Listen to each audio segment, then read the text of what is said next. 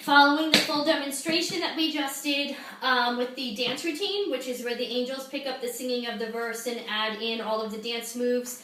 Again, kind of thinking of it as you falling into your act. We're now ready to move on to the dance break. This is probably labeled as just dance in your music, as it has been in previous songs. So chances are that's where we are at in your music. The dance break, actually all of this song does match what's on that Hal Linden recording, so that's great again for rehearsal purposes that we have a good reference in terms of the music matching the recording and what you will be hearing in the show.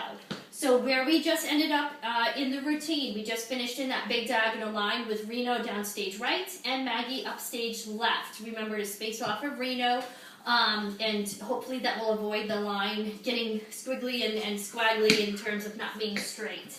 Everybody will end in that line, facing their bodies, their heads, everything to that downstage right angle. But just for learning purposes, I'm going to turn to the front just so you can see my feet, so that you guys get comfortable with these steps, and then we'll turn it back on the angle.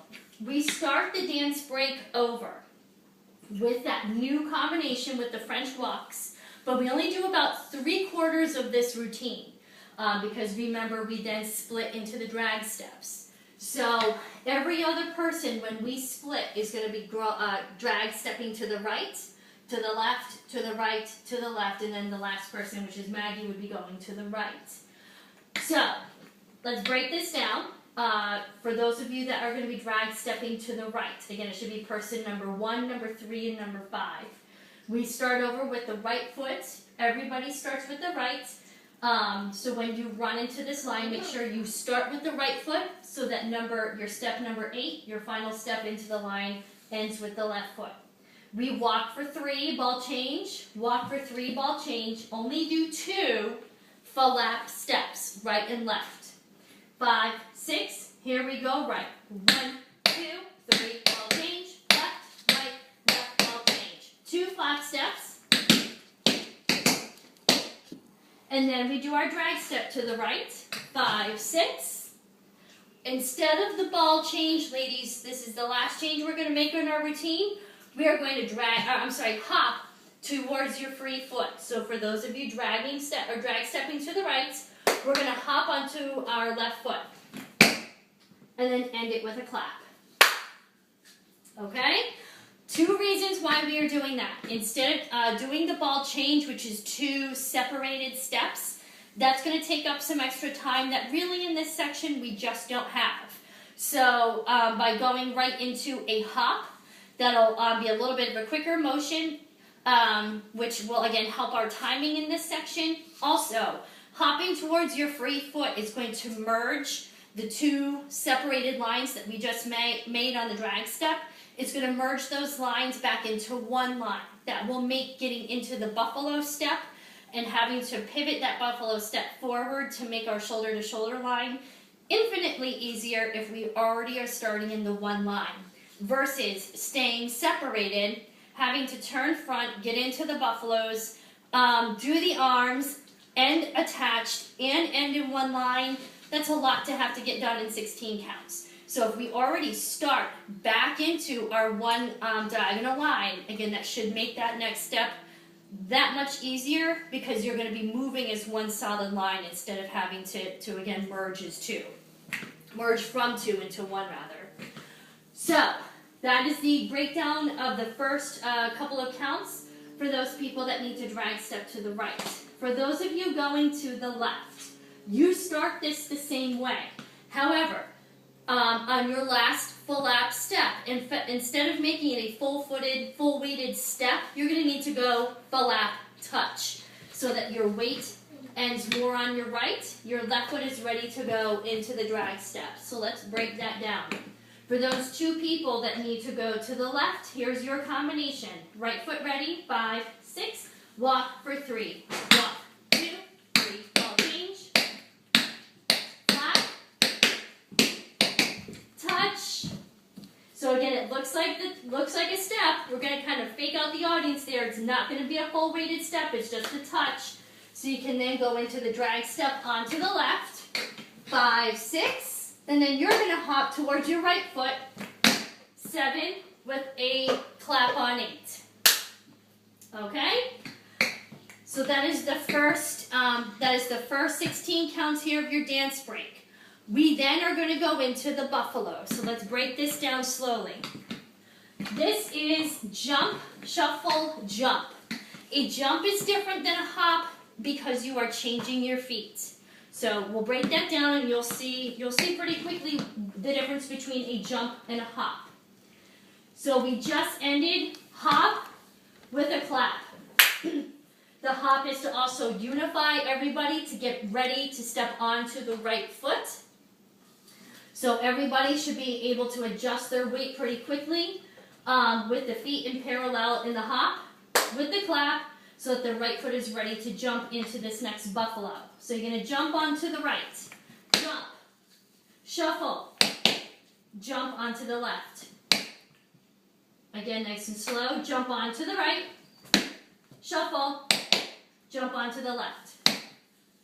One more time slow, jump onto the right, shuffle, jump. Okay? The jump is a little deceiving. It sounds like it should be this gigantic move, but the jump is simply telling you to change your feet versus saying hop, which in tap means that you're just going to continue to hop on the same foot. A jump is just cueing you or reminding you you have to switch your feet. So it doesn't have to be big to be a jump, but you do have to be able to switch from leg to leg. Okay, we have 8 of these. Let's do this nice and slow, and then we'll talk about the arms. 5, 6, 7, right foot goes. Jump, shuffle, jump. Jump, shuffle, jump. Jump, shuffle, jump. Jump, shuffle, jump. 5, 6, 7, 8. Okay? Even though it's a jump, and again it sounds like this big move, that's really not a big move. Do your best, please, to keep your heels just slightly lifted off the floor. Again, just so we don't get any excess noise or excess weight in the step. Keep your heels just slightly lifted to make sure you're still producing a clean sound. And we'll also make the transitioning of going from one foot to the other that much easier because you're not bringing in extra weight down into your feet. By keeping the heels lifted, you're just kind of reminding your body to stay light, okay? The arms. The arms, you're going to lock the elbows. Bring them up by the ears first. Jump, shuffle, jump. On the next jump, you're going to bring them down to the shoulder level. Jump, shuffle, jump. Next one is up. Jump, shuffle, jump. Next one is down. Jump, shuffle, jump. 4 more switches. Up, shuffle, jump. Jump, shuffle, jump. Jump, shuffle, jump. Jump, shuffle, jump. That's number 8. Number 8 is where you're going to latch on to kind of like the wrist or the lower part of the forearm of the person next to you. Again, lock your elbows just so we don't get, kind of an unclean look with the elbows bending or the fingers kind of becoming limp. Lock from the shoulders down to the fingers. Keep the fingers together as you switch these arms 8 times total. The arms change direction on the first jump on each of those sets. So first, jump, shuffle, jump. The next one, jump, shuffle, jump. Jump, shuffle, jump. Jump, shuffle, jump. So on that first jump on each set of the buffalo, that is where your arms are changing their position. So let's put the arms with the feet now. Okay? Again, jump small. It does not have to be big to be a jump. That's just reminding you that you've got to change your feet. 5, 6, 7, go. Jump, shuffle, jump. Jump, shuffle, jump. 3, 4, 5, 6, 7, 8.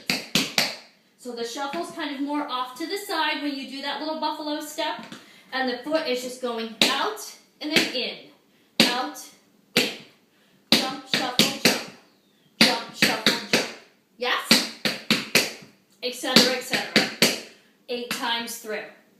So, let's pick up the pace a little bit. Let's walk it through really fast from our big diagonal line. 5, 6, 7, here we go. Walk it 1, 2, 3, all change. 2 flaps. Drag, step, drag, hold, jump, clap. Jump, hold, jump.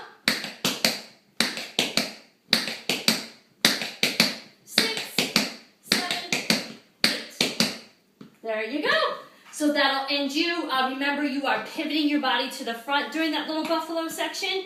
You are pivoting the line so that you go from that diagonal line into a straight shoulder-to-shoulder line, and you are ending attached to your neighbor, either holding onto their wrist or, again, that lower part of their forearm. So on number 8 is where you want to grab onto your neighbor. If you are an end person, either Reno or Maggie, please end with both arms straight, even though you don't have a person on either side of you, perhaps. Go ahead, please, and make sure you end with both arms straight. Okay, here we go. We're going to break it down, the next steps into the next section.